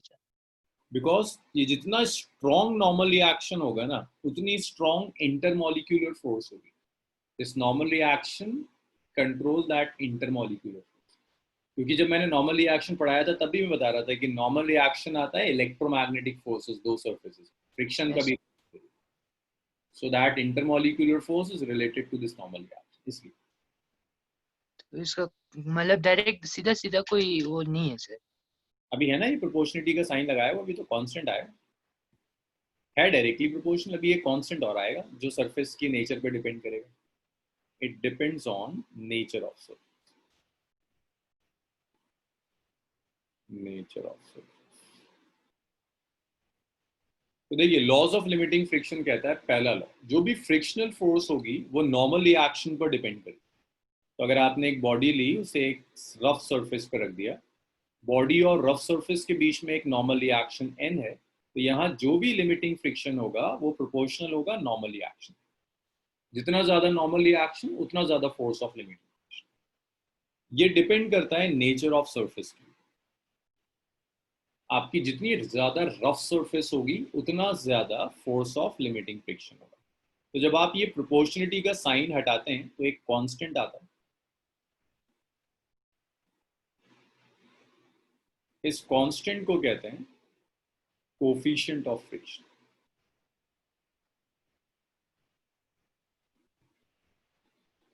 और ये coefficient of friction nature of surface decide कर रहा है। जितनी ज्यादा रफ सरफेस होगी, कोफिशिएंट ऑफ फ्रिक्शन की वैल्यू उतनी ज्यादा होगी। जितनी स्मूथ सरफेस होगी, कोफिशिएंट ऑफ फ्रिक्शन उतना ही कम होता चला जाएगा। तो coefficient of friction simply depend करता है रफनेस पे। तीसरा इसमें लॉ कहता है, it is independent of area of contact. It is independent of area of contact. भाई कॉन्टैक्ट एरिया कितना भी हो, कितना भी एरिया ऑफ कॉन्टैक्ट हो, फ्रिक्शन पर इफेक्ट नहीं पड़ता, it's independent of area of contact. Abdullah का क्वेश्चन है लिमिटिंग पे भी डिपेंड करता है। लिमिटिंग क्या चीज है Abdullah? Sir limiting friction. Limiting नहीं, लिमिटिंग फ्रिक्शन ही तो मैं ले रहा हूँ, लॉज ऑफ लिमिटिंग फ्रिक्शन में लिमिटिंग फ्रिक्शन ही तो कैलकुलेट कर रहा हूँ। कोफिशिएंट ऑफ फ्रिक्शन पर डिपेंड कर रहा है, नॉर्मली एक्शन पर डिपेंड कर रहा है। कोफिशिएंट फ्रिक्शन रफनेस से आ रहा है। अब तो एक और लिमिटिंग क्या पूछना चाह रहे हो? सर हमें जी सर वो आप क्या कहते हैं, एक बार फिर से समझा दी तो, जो आपने इक्वेशन लिखी हुई है ना कोएफिशिएंट ऑफ फ्रिक्शन, वो वाला अपना आप प्लीज समझा दीजिए। ये प्रोपोर्शनिटी का साइन है, इस प्रोपोर्शनिटी के साइन को हटा देते हैं, एक कांस्टेंट यूज करेंगे विच इज म्यू। जब भी प्रोपोर्शनिटी का साइन हटाते हैं तो एक कांस्टेंट यूज करते हैं म्यूएल, और ये नॉर्मली एक्शन है, तो इट्स म्यूएल इनटू एल। इसको कहते हैं coefficient of friction. Constant of proportionality जो आ रहा है उसे कोफिशिएंट ऑफ फ्रिक्शन, और ये डिपेंड करता है नेचर ऑफ सरफेस पर। जितनी ज्यादा सरफेस रफ होगी कोफिशिएंट ऑफ फ्रिक्शन की वैल्यू उतनी ज्यादा होगी। ठीक है मैत्री? Yes sir. अब्दुल्ला अभी मैं आ रहा हूँ, हर टाइप का फ्रिक्शन डिस्कस करेंगे। अभी तो पर्टिकुलरली मैंने लिमिटिंग फ्रिक्शन डिस्कस किया, अभी सारे फ्रिक्शन डिस्कस करेंगे। इतना लिख लीजिए, इसे रब करते हैं, फिर देखते फिर हैं। इसमें एन क्या था? Normal reaction, N is always normal reaction. सर ये इक्वेशन ये शो कर रहा है ना कि ऑब्जेक्ट को जितना हार्ड प्रेस करेंगे सरफेस के अगेंस्ट उतना ज्यादा फ्रिक्शन होगा। राइट।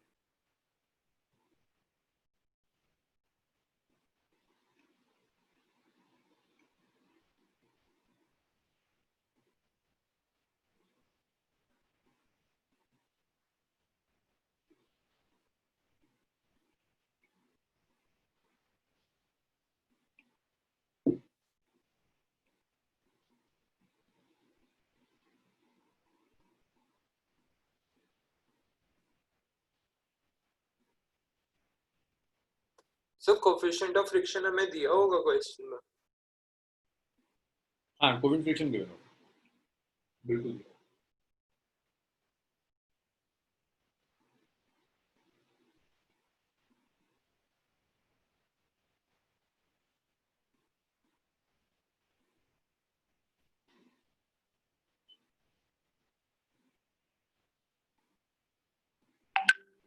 अब आप इतना लिख लो तो बताना मुझे, सर अब करेंगे।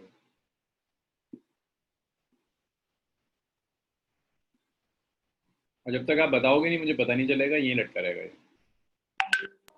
Done. Sir done. Done sir.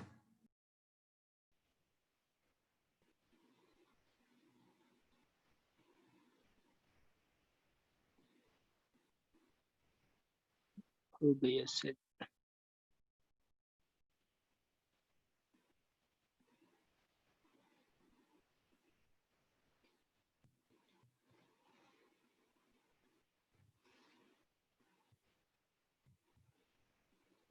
चलिए इसको रब करते हैं। अब देखो फ्रिक्शन कैलकुलेट कैसे करते हैं, आपको फोर्स समझ में आ गया ना। आपके लिए बस एक एक्स्ट्रा फोर्स है, normal reaction, tension, weight, pseudo force, एक फ्रिक्शन और आ गया। बड़ा आसान तरीका है फ्रिक्शन कैलकुलेट करने का। पहले देखो स्टैटिक फ्रिक्शन,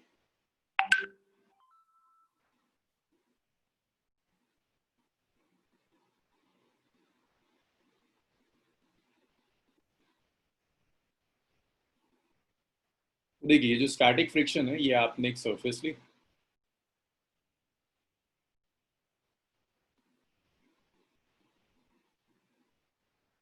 मैं हर जगह सरफेस नहीं बनाऊंगा, कई जगह मैं डायरेक्टली लिख दूंगा इसे,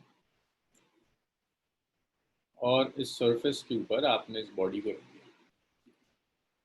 भाई मैं कुछ दिनों में एक सब्जेक्टिव टेस्ट प्लान कर रहा हूँ लॉज ऑफ मोशन का, रिवाइज करते रहिएगा, एक दिन पहले बताऊंगा बस। अगर आप इस डायरेक्शन में फोर्स अप्लाई कर रहे हैं और बॉडी मूव नहीं करती तो यहाँ जो फ्रिक्शन एक्ट करेगा दैट स्टैटिक फ्रिक्शन। अब जब भी हम स्टैटिक फ्रिक्शन कैलकुलेट करते हैं, देखो स्टैटिक फ्रिक्शन कांस्टेंट नहीं है, सेल्फ एडजस्टिंग। तो वो अगर वो कह रहा है कि स्टैटिक फ्रिक्शन, इसका मतलब है वो कह रहा है तुमसे लिमिटिंग फ्रिक्शन कैलकुलेट करना, क्योंकि स्टैटिक तो कांस्टेंट है ही।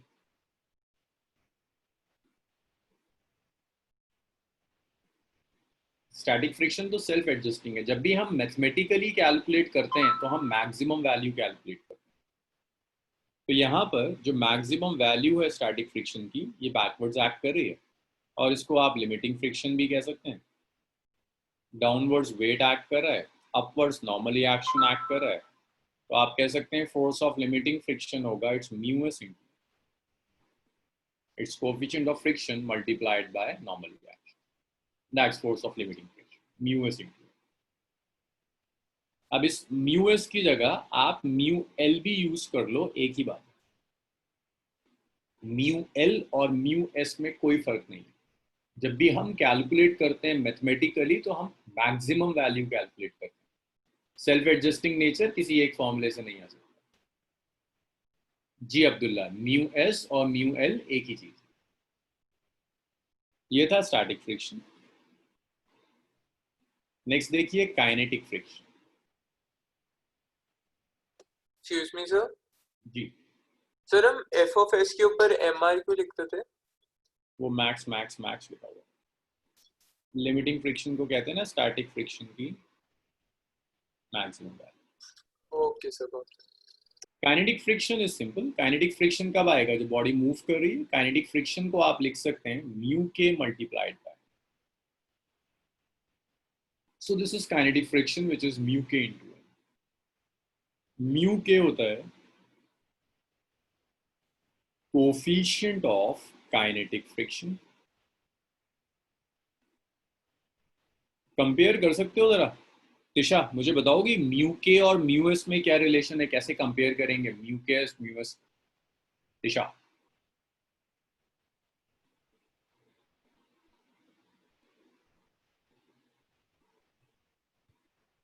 तिशा म्यू के और म्यू एस को कंपेयर कैसे करेंगे?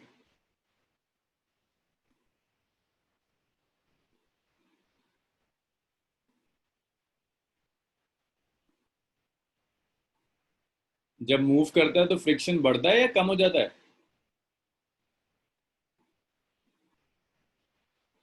तो म्यू के is less than mu L. जब बॉडी मूव करना शुरू करेगी तो कोफिशिएंट ऑफ फ्रिक्शन कम हो जाता है। एक चीज और याद रखिएगा, ये coefficient of friction unitless quantity है, इसकी कोई यूनिट नहीं होती। इतना लिखो, एक न्यूमेरिकल लिख रहा हूं मैं, पहले आप ट्राई करोगे उसे, फिर मैं सॉल्व करूंगा। लिखिए और जल्दी लिखना थोड़ा।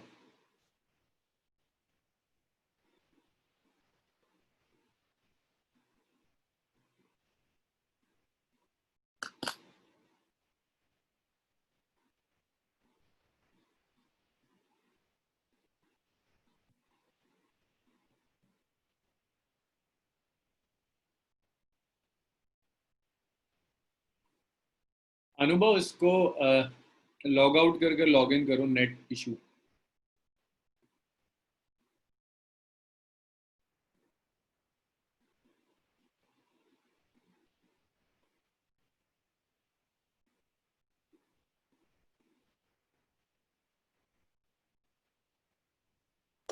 सर हमने वो यू के जो कोएफिशिएंट ऑफ काइनेटिक फोर्स है, ऑफ काइनेटिक फ्रिक्शन है सर, उसको लेस देन हमने कोएफिशिएंट ऑफ स्टैटिक फ्रिक्शन लगाया है। लिमिटिंग फ्रिक्शन या स्टैटिक फ्रिक्शन एक ही चीज है ना? Yes. Coefficient of static friction, coefficient of limiting friction एक ही चीज। या डाउट बताना शुरू करो मुझे। अंश, दिव्यांशी, सौरभ, सुधांशु, मानस, डाउट्स बताना शुरू करिए। यहाँ पर अब से न्यूमेरिकल्स आने शुरू हो जाएंगे। थ्योरी पोर्शन खत्म, अब सिर्फ न्यूमेरिकल्स। सर हाँ सर मतलब वो यूनिट स्टैटिक और लिमिटिंग सेम है? जी, देखो दो फॉर्मूले का एक ही पैटर्न है ना फॉर्मूले का, एफ एफ एन एन। तो यूनिट्स में तो कोई चेंज नहीं आ सकता, दोनों की यूनिट यूनिटलेस होती है, स्टार्टिंग हो या काइनेटिक। सो मतलब इसमें इम्पोर्टेंट बस यही है कि मतलब लिमिटिंग और काइनेटिक डिफर करते हैं ना? अभी देखो स्टैटिक और लिमिटिंग में डिफरेंस तो बता दिया था ना मैंने आपको, लेकिन हमारी मजबूरी है जब हम फॉर्मूले से कैलकुलेट करते हैं तो हमेशा मैक्सिमम आता है। अब वो सेल्फ एडजस्टिंग नेचर कुछ लॉजिक से आपको डिसाइड करना होगा। इसको रब कर दूं, एक न्यूमेरिकल जरा क्लियर करेगा। रब कर रहा हूँ मैं इसको।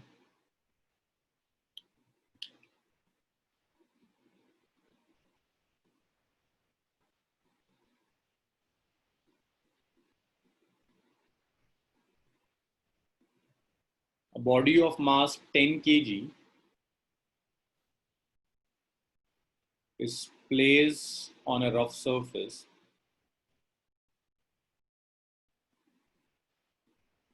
having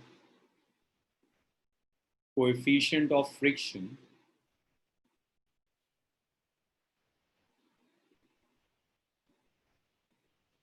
तो दोनों कोफिशिएंट ऑफ फ्रिक्शन गिवन है, स्टैटिक भी गिवन है, काइनेटिक भी गिवन है। म्यू एस गिवन है 0.3, म्यू के गिवन है 0.2।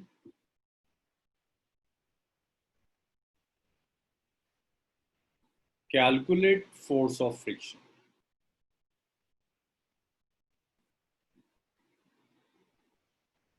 If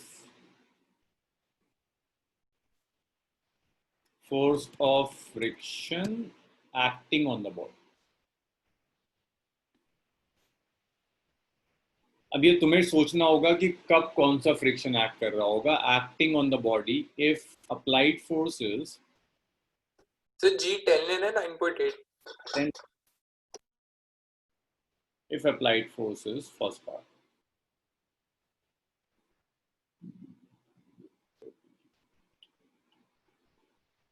five Newton, 10 Newton, applied force is 30 Newton, applied force is 15। चलो शुरू हो जाओ। 4 पार्ट में आंसर्स लिखना चैट रूम में, सबके आंसर्स दिखे मुझे।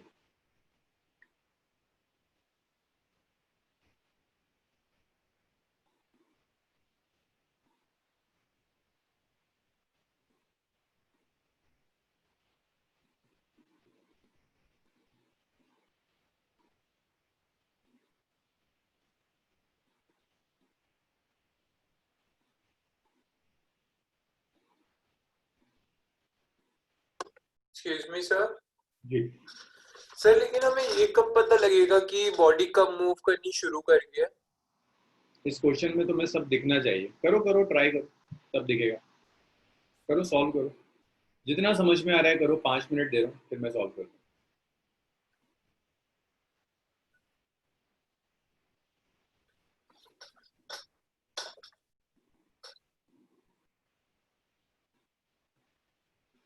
दिव्यांशी, कुछ तो आंसर आना चाहिए, आंसर्स तो लिखो।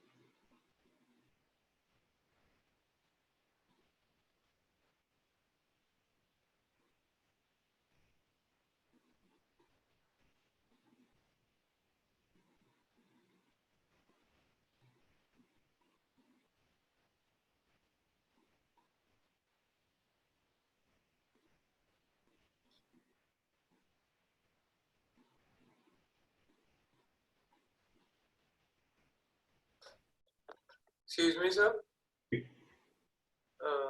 सर इसमें तो सारी जो फोर्सेस है वो इक्वली एक्ट करेंगी क्योंकि बॉडी मूव करनी स्टार्ट ही नहीं करेगी। पता नहीं मुझे, आंसर्स लिख दो, उसके बाद मैं पूरा सॉल्व कर दूँ। देखना चाह रहा हूँ आप लोग कैसे करते हैं।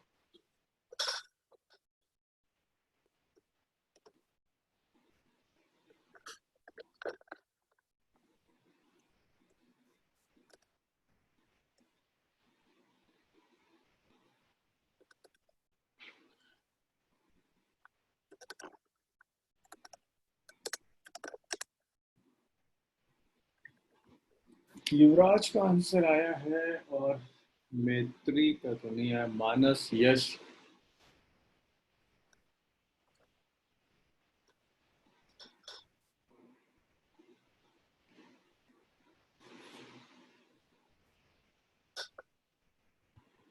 जानवी, तुम्हारे आंसर्स का है। अंश, अंशिका, अनुभव, सुधांशु आंसर्स का है, गौरव, ठीक है, अब्दुल नान, सुधांशु तुम हो क्लास में?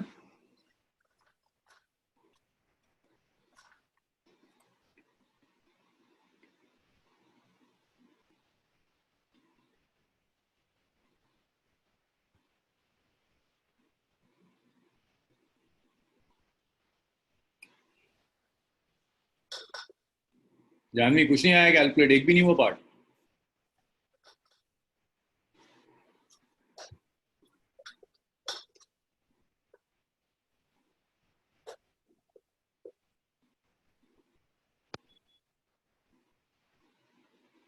हाँ कैशफुल तुम्हारे सही है सारे। Okay excuse me sir. हाँ अंशी, फाइनली तुम्हारा महीनों बाद आंसर आया कुछ, ठीक है। थर्ड सर, ऑफ, हाँ सर एक क्वेश्चन पूछूं? हाँ बोलो।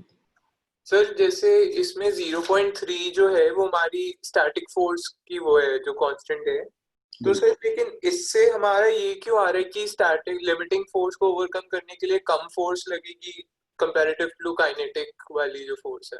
अभी आ रहा हूँ उस चीज पे, बस देखो देखो अभी दिख जाए तुम्हारे सारे क्वेश्चंस के आंसर्स दिख जाएंगे।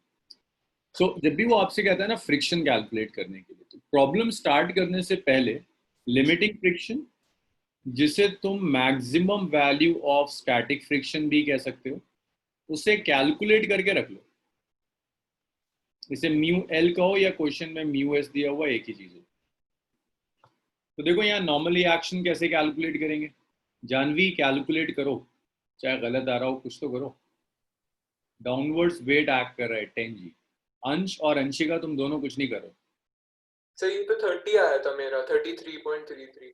ओके, तो यहाँ जो नॉर्मल रिएक्शन होगा it's 10 g, so normal reaction आ गया 10 into 10, नॉर्मल रिएक्शन आ गया इट्स 100।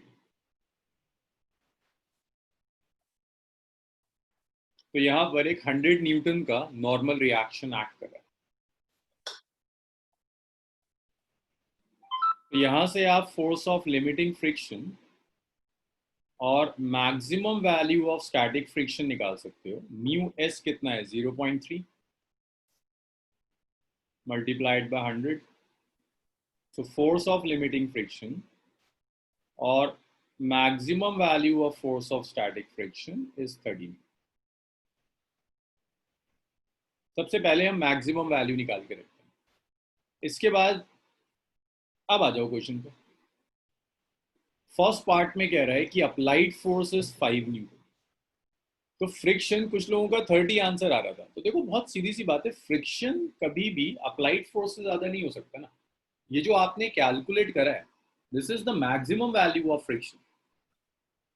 अप्लाइड फोर्स कितनी है, 5 न्यूटन। जो आपने कैलकुलेट किया है that's the maximum value of friction. Applied force कितनी है, अप्लाइड फोर्स इज 5 न्यूटन। तो आपका जो स्टैटिक फ्रिक्शन होगा वो सेल्फ एडजस्टिंग होता है। स्टैटिक फ्रिक्शन अप्लाइड फोर्स के इक्वल आ जाएगा, 5 न्यूटन। फर्स्ट पार्ट में किसी को डाउट है? सर वो ऑपोजिट डायरेक्शन में नहीं है तो -5। मैं अभी जस्ट मैग्नीट्यूड ले रहा हूँ यश, हाँ सिर्फ मैग्नीट्यूड ले रहा हूँ, इसीलिए मैं नेगेटिव नहीं लिख रहा। अंश और अंशिका तुम वो दोनों क्लास में? Yes sir. हुआ ही क्लियर? हाँ जी सर। अंशिका सेकंड पार्ट का आंसर क्या है?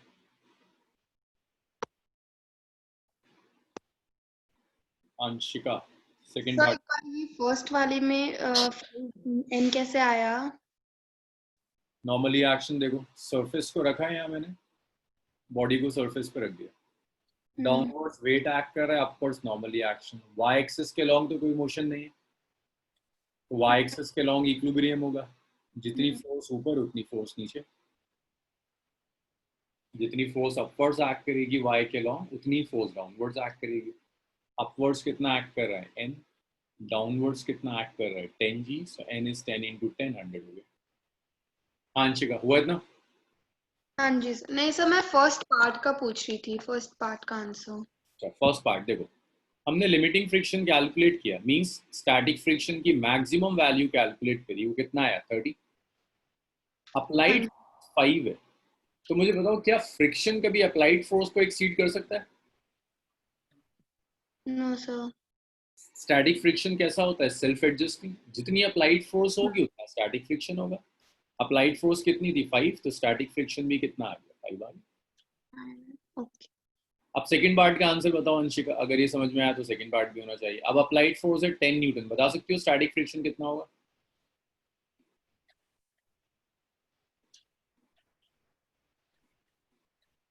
Anshika, if applied force is 10 Newton, static कितना होना चाहिए? सर 30 होगा। 30। 30 is the maximum value. Static friction याद रखो हमेशा, इस चीज को, सब कईयों के आंसर्स गलत थे इसमें, इस चीज को दिमाग में बिल्कुल बिठा लो कि स्टैटिक फ्रिक्शन कभी भी अप्लाइड फोर्स से ज्यादा नहीं हो सकता। ऐसा नहीं हो सकता है कि अप्लाइड फोर्स 10 हो और स्टैटिक फ्रिक्शन 30 आ जाए। देखो अगर हम 30 लिखेंगे तो अप्लाइड फोर्स से ज्यादा हो गया ना। और स्टैटिक फ्रिक्शन कैसा होता है? सेल्फ एडजस्टिंग, कभी भी अप्लाइड फोर्स को एक्सीड नहीं करता। अब बताओ अंशिका क्या होना चाहिए आंसर?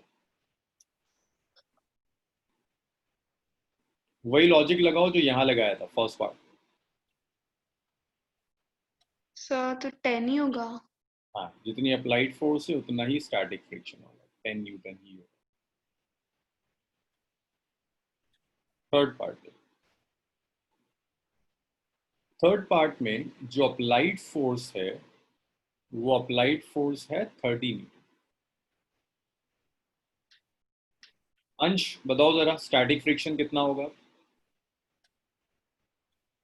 सर 30 होगा। हाँ, स्टैटिक फ्रिक्शन हमेशा अप्लाइड फोर्स के इक्वल है, अप्लाइड फोर्स को एक्सीड नहीं कर सकता। हाँ जी सर। अब फोर्थ पार्ट में अप्लाइड फोर्स है 50 न्यूटन। अब बताओ कौन सा फ्रिक्शन काम करेगा? Static, limiting, kinetic? Kinetic sir. Kinetic क्यों आ जाएगा? Body is in motion. Body moving है। हाँ भाई, अप्लाइड फोर्स आ गई 50। सर मैं यही पूछ रहा था कि स्टैटिक और मूव काइनेटिक ज्यादा कैसे हो सकती है सर स्टैटिक से, क्योंकि हमने हमेशा यही पढ़ा था कि static friction is always more than the limiting friction is always more than the kinetic friction. Yes, limiting friction ना, not the static one. Oh but sir फिर बॉडी मूव ही क्यों करेगी अगर हम स्टैटिक से ऊपर चलेंगे? देखो देखो, अप्लाइड फोर्स कितनी है? 50। Yes sir. सरफेस जो मैक्सिमम फ्रिक्शन दे सकता है वो कितना है? 30।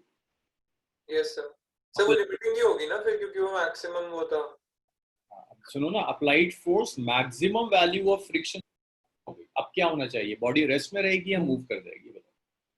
सरफेस जो मैक्सिमम फ्रिक्शन ऑफर कर सकती थी ना, वो मैक्सिमम फ्रिक्शन था 30। Yes sir. आपने 30 से ज्यादा फोर्स अप्लाई कर दी। स्टेप बाय स्टेप बताना युवराज, तुम्हें क्या लगता है बॉडी रेस्ट में रहेगी या मोशन में आ जाएगी? सर इस हिसाब से तो मोशन में आएगी, बट जब मैं काइनेटिक फोर्स कैलकुलेट करता हूँ तो उस हिसाब से उसे रेस्ट में होना चाहिए। अभी आते हैं काइनेटिक पर भी, पहले तो ये बताओ, ये समझ में आया बॉडी मोशन में होगी? Yes sir. अब जब बॉडी मोशन में आ गई तो कौन सा फ्रिक्शन एक्ट करता है, स्टैटिक या kinetic? Sir kinetic. Kinetic. So that means अब जब बॉडी मोशन में आ गई तो काइनेटिक फ्रिक्शन एक्ट कर रहा होगा। Yes sir. क्या है? अब हमें कैलकुलेट करना है काइनेटिक होगा कितना। तो बताओ, अब कौन बताएगा ये मुझे? सर हाँ सर एक बार फोर्थ वाला फिर से समझा दो। देखो, फोर्थ पार्ट में अप्लाइड जो फोर्स है ना, जो फोर्स मैं बाहर से अप्लाई कर रहा हूँ, that force is 50 Newton. 50 Newton की फोर्स मैंने बाहर से अप्लाई कर दी। और सरफेस जो मैक्सिमम फ्रिक्शन ऑफर कर सकती है वो मैक्सिमम फ्रिक्शन है 30 न्यूटन। तो अब बताओ बॉडी क्या रेस्ट में रह सकती है अंश? No sir.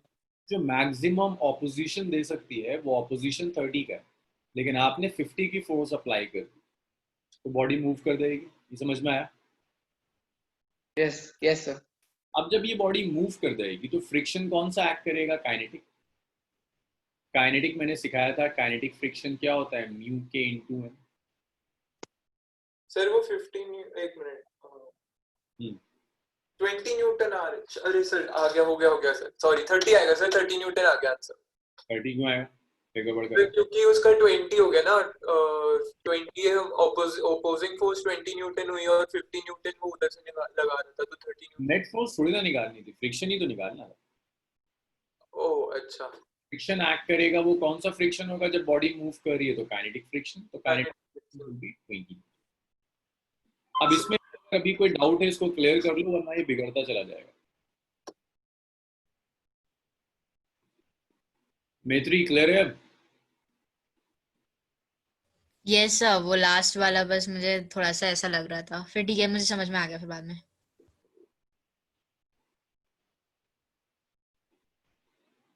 नहीं Jhanvi, you are not audible, तुम्हारी आवाज नहीं आ रही।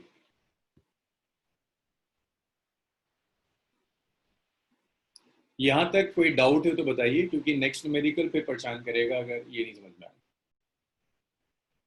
ऐसे मिनिमम करके कुछ नहीं होगा ना मैत्री, मिनिमम तो 0 हो जाएगा। Okay sir.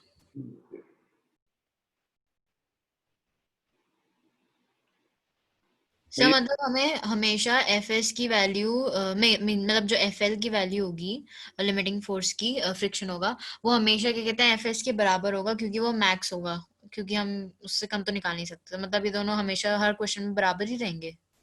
लिमिटिंग फ्रिक्शन की डेफिनेशन यही है, limiting friction is maximum value of static friction, तो वही डेफिनेशन ही तो यूज करते हैं। Okay sir. तो स्टैटिक फ्रिक्शन है वो, सर एम आई ऑडिबल? ये ऑडिबल 4 पार्ट्स।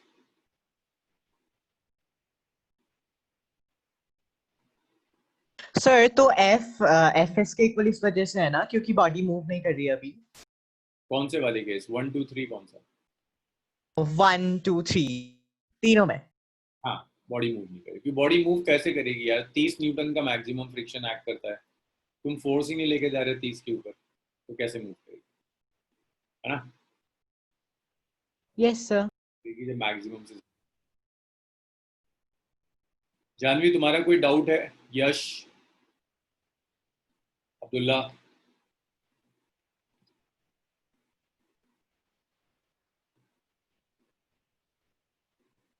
दिशा, दिव्यांशी, कोई डाउट नहीं किसी का? चलो वेरी गुड, फिर और करो। नेक्स्ट ये देखते हैं ये किससे होता है, ये वाला न्यूमेरिकल।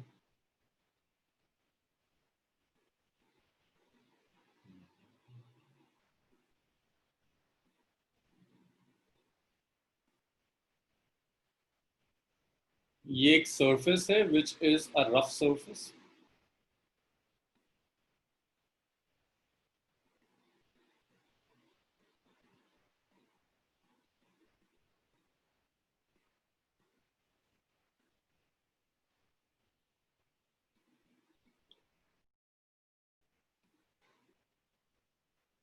इस बॉडी का मास है 10,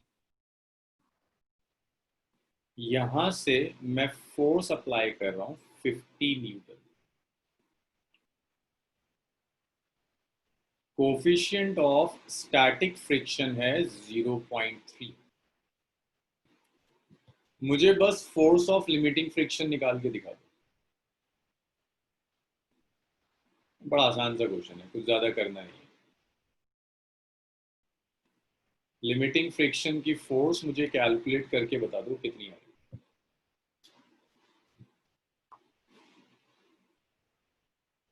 ठीक है कैस्पल,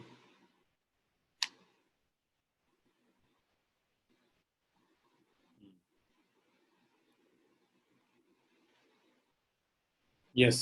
सो यहाँ जो नॉर्मल रिएक्शन होगा ना, राइट, यहाँ नॉर्मल रिएक्शन एन जो होगा that is equal to 50 newton. Normal reaction 50 है, तो फोर्स ऑफ लिमिटिंग फ्रिक्शन हो जाएगा it's mu L into N. M G नहीं होगा हमेशा भाई, एम जी तो नीचे एक्ट कर जाएगा, नीचे कोई कॉन्टैक्ट थोड़ी ना जो एम जी को बैलेंस करे, हमेशा एन एम जी नहीं होता। ऊपर थोड़ा ना कोई नॉर्मली एक्शन एक्ट कर रहा है, जहां कांटेक्ट होगा उसके परपेंडिकुलर नॉर्मली एक्शन काम करेगा। किसे बैलेंस करेगा, 50 वाले को, तो N is 50 newton, mu L into N, so mu L is 0.3, N is 50, so force of limiting friction आ गया 15। तो ये 15 न्यूटन की फोर्स है लिमिटिंग फ्रिक्शन।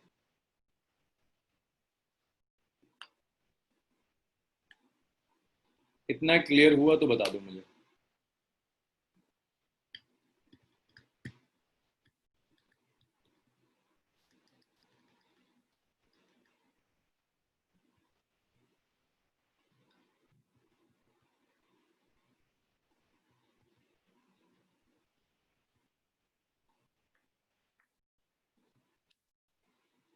चलो जी, आज इसको यहीं छोड़ते हैं, कल कंटिन्यू करेंगे। आई होप कल आखिरी क्लास होगी फ्रिक्शन की, कल मैं फ्रिक्शन वाइंड अप कर दूंगा, कल ये फ्रिक्शन खत्म हो जाना चाहिए। सर 7 बजे वाली क्लास कहाँ पे होगी? सेम मीटिंग आईडी, बस मैं लॉग आउट करूंगा, दोबारा लॉग इन करेंगे तो ये।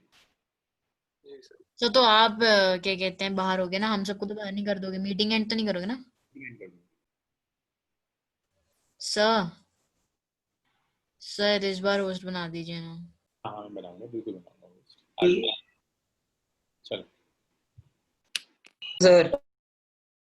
सर सर हाँ वो मेरा वो क्या बोलते हैं, मैंने आपको बोला था ना कि सिस्टम का एक्सेलरेशन मैग्नीट्यूड और डायरेक्शन में दोनों में सेम होने की वजह से सिस्टम, वो मैंने आपको सेंड कर दिया था पर आपने बिल्कुल रिप्लाई नहीं किया। मैं देखता हूँ क्या इसको देख लेता हूँ, कल रिप्लाई करता हूँ, कल क्लास में ही डिस्कस कर लेंगे, ठीक है? क्लास में थैंक यू सर। कल सर? हाँ कल क्लास में ले लूंगा मैं। अच्छा, thank you sir. Bye sir. Sir एक बार फिर से बताना इसमें N50 क्यों हुआ? देखो तुम जितनी फोर्स ना वॉल पर, उतनी ही फोर्स तो वॉल भी देगी। लाइक ये वॉल लिया मैंने, ऐसे अप्लाई किया, तो जितनी फोर्स मैं अप्लाई करूंगा उतनी फोर्स से वॉल इसे पुश करेगी। 50 न्यूटन मैंने, तो वॉल भी 50 से पुश करेगी। Okay sir. हमेशा नॉर्मली